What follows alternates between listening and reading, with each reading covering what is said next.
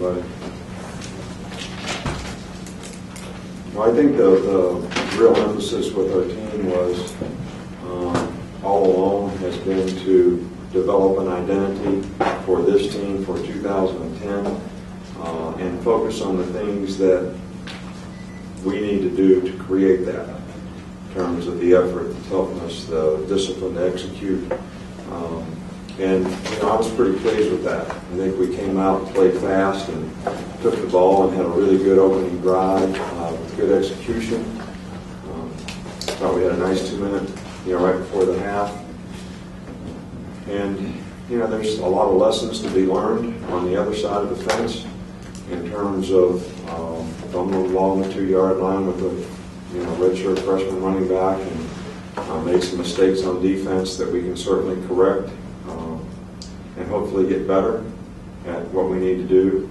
So I was really sort of pleased with the effort, the attitude, the intensity, the way our team was kind of ready to play and focused on what they needed to do to try to create an identity for themselves. The togetherness that we played with, the positive energy was good. A lot of guys trying to be responsible to do their job in the right way and play with discipline. And I thought we, worked to try to dominate the competition. So I was really pleased with those areas. There are just some execution things that when we get challenged by better teams, we're going to get exposed if we don't do things better. And I think the players understand that. And this is an opportunity for them to learn and grow and actually make improvements. And hopefully there were some lessons learned out there. It was good that we got to play a lot of players. And, for everybody to know, there were other freshmen that we could have played that are really, could be contributors to the team this year, that have a lot of potential, that we are coaching to play. But, one of the toughest decisions that you have to make as a coach is if I play a guy in a game like this, he loses his whole year. So if he's not going to play a significant amount to make it worthwhile in terms of his development relative to the experience that he would gain by how much he would play, then you don't play the guy. We didn't play AJ last year, and he was the backup quarterback. And we, play the next guy at times in the season, only because we were only going to play him if we have to. And Philip is really ready to play, and I'd love to play him, but I guess if we had the rule that you had 5 years to play, no matter how it came out, you wouldn't have to worry about these things. If something happens to a quarterback, then Philip's going to have to play, and we'll wish we had played him. But you don't have a crystal ball, and you don't know, so I'm telling you all in advance that you can second guess me for all this if it happens. Is that fair? Aaron. But it's tough. Yes. Coach Saban, tonight's game gave you an opportunity to see a lot of young players, one of those being Eddie Lacy, who got a productive night but also an untimely turnover. What have you seen out of him this year in the program, and how would you characterize his running style? Well, I think Eddie has come a long way from a maturity standpoint and a toughness standpoint and an intangible standpoint to be able to play winning football on a consistent basis. He also feels a lot more confident in assignments and execution. I know you all evaluate the fact that he made 103 yards or something, so therefore he had a great night, but he also did a really good job of picking up the blitz a couple times and did some other things that indicate that he's more ready to play. Now, when you fumble the ball on 1st and 2 at the 2, that's not winning football. But he didn't take the right steps. He didn't do the right things. He didn't make the right cut. He didn't make the right read. So those are things that he needs to learn from. And it's also an opportunity for us to show all the guys that if you do things right, that's going to give you the best chance to have success. You all want to have fun. What makes you have fun? Playing well. But if you want to play well, you got to focus on doing little things right. And that was one of those circumstances where he didn't, but I'm sure he's going to learn from it. Rachel. Coach, to piggyback off Aaron's question and talk about some of the young players, you said last week, that it would be hard to determine some things about them until game time action. You said some of them don't know, and some of them don't even know that they don't know. And so I'm just wondering now, after they've played the first game, what about those young players did you learn tonight? Well, I mean, there was a bunch of them that played. You know, we had a whole ton of guys that. I mean, it's really the first time since we've been here that I actually feel a need to sort of talk about things that you take for granted, like the dress code for a trip. You know, things like that.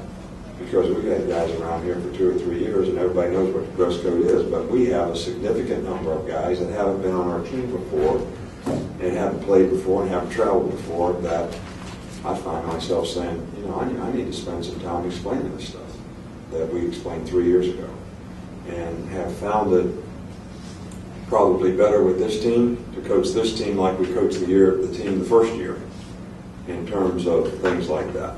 And I think that helps younger players to develop because you clearly define what your expectation is for them and of them all the time. So in doing that, I think they have a better idea of what you expect, and you also explain to them how you expect them to do it and why it's important for them to do it that way. So, but to get specific right now after the game and start talking about this guy did this and that guy did that, you know, it's hard for me. A lot of guys got to play. A lot of guys did a lot of good things, and just about all of them need something, have something to work on so they can do better. Chase, front. Coach, 2 quick questions. First, if you could comment on what you saw from the new specialist tonight.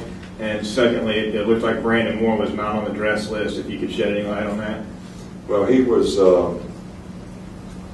I thought this was something that was public information a long time ago, but Brandon had some secondary violations that he was suspended for 1 game.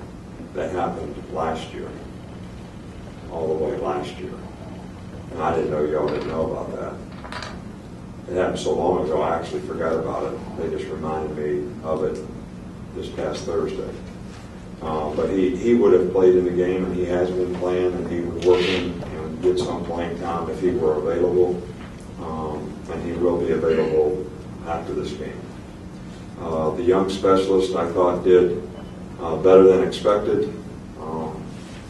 You know, sometimes, you know, you can do things to help them. You know, Brad could have helped the guy.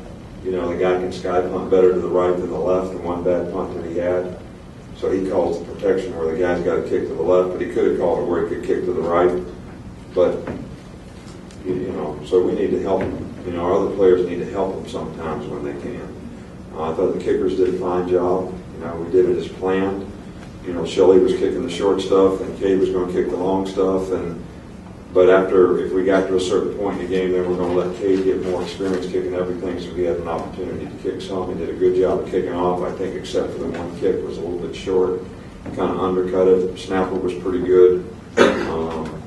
Specialists didn't have a lot of opportunities. You know, they kept punting the ball away from us on the punt, so most of them were not fieldable balls. But we still have to develop a good return game that's going to help us with vertical field position in the punt, and kickoff return was good. We just got a dumb penalty that, you know, cost us a lot of field position on the 1 return that we had. You know, the other one they sky kicked, so we didn't really have a chance to return it. But Trent did a nice job, and, you know, got a late hit and a hit in the back. Chris, you're on the left. Coach Courtney Upshot, could you update us on his status, and were there any other injuries? Courtney has a sprained ankle. He probably could have continued to play in the game, you know, if we needed him to. But he does have a sprained ankle. He may be a day or 2, but we think he's going to be okay for next week. We've got some guys that have bumps and bruises, but I don't think anything significant that would cause anybody to miss any time. In the middle, right? Joe. Coach, in addition to covering the game today, we're doing a special on game day atmosphere in Bryant-Denny Stadium. How unique and special is it for you to lead the Tide out of the tunnel, especially now in front of 101,000 people here? Well, you know, the atmosphere has always been good to play here. You know, I didn't notice a whole lot of difference. The stadium looks great. We're glad to have it. the way it is. I think it's one of the finest competitive venues in the country now to play a football game, not only for the players but also for the fans, because I'm not sure there's a bad seat in the house. But the one thing I would like to comment on is, I was a little bit concerned having a new team that, our fans wouldn't show up to support this team. Like, well, this is not a big game, so we're not coming to the game.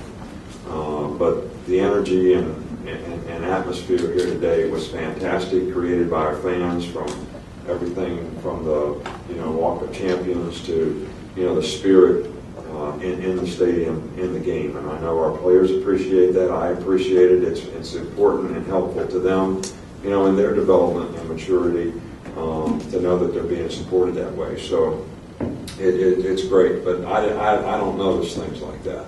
I don't know how many people are there. I'm focusing on the next play. I think the stadium's beautiful, and I love the enthusiasm that our crowd has. But I couldn't tell one bit of difference today from the crowd, because we had a bigger stadium than we didn't have quite as big a stadium, because the atmosphere has always been great to play in here. Bill, and then 2 more questions. Coach, in the time he played, Trent Richardson was able to touch the ball a number of ways for you. And made a lot of big plays. Can you just talk about what he gave you in the time that he was in there? Well, Trent's an outstanding player. He was an outstanding player for us last year. He and Mark are a tremendous duo. But Trent's he's a good receiver. He's a good runner. He's got power. He's got speed. He can change direction and make you miss.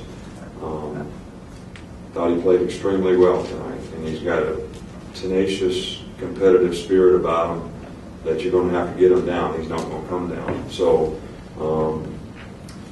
we thought that he had enough in the first half, and I know he caught a couple passes, 2 or 3, and probably had 10, 12 carries, something like that. That was probably enough, and we needed for the other guys to play. But we also need for another running back to sort of come to the surface besides those guys. And we got a couple of young ones that have an opportunity to do it. We could have played them tonight, but decided not to. But we're going to continue to work with them. But Trent's done a fantastic job here ever since he's been here. He's a lot better now than he was last year in terms of his confidence and knowledge and experience and what he's expected to do. Last 2. Bill. Coach, I was wondering if you could just give your thoughts on how AJ played tonight. AJ did good. He got to learn how to sit in the pocket and floats around too much into the rush sometimes. But he throws it great. He's got a good arm. He's very accurate. I thought he managed the game very well. We gave him an opportunity, which was planned, regardless of the circumstance in the game. He was going to play in the second quarter, no matter which the score was. Because there may be some time down the road that he needs to play in a critical time in the game, and he's got some experience doing it, and did a pretty good job, threw a nice touchdown pass. Next drive, we had to punt for the first time, but I'm not sure that was all his fault.